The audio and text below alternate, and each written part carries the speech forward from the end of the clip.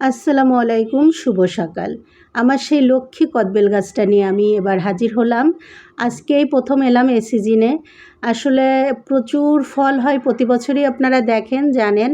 এবছর অন্য অন্য বছরের তুলনায় বেশি হয়েছে, অন্য বছরকে হার মানিয়ে এবার অনেক বেশি ফল এসেছে। এটা আসলে এত বেশি ফল আসাটা আল্লাহর রহমত আর আল্লাহর ভালোবাসা ছাড়া সম্ভব না।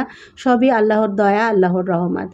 এই গাছটাকে আমি কিনেছি ধরে 6 মাস বয়স থেকে যে ফল দিয়ে যাচ্ছে, এখন পর্যন্ত সে ফল দিয়েই যাচ্ছে।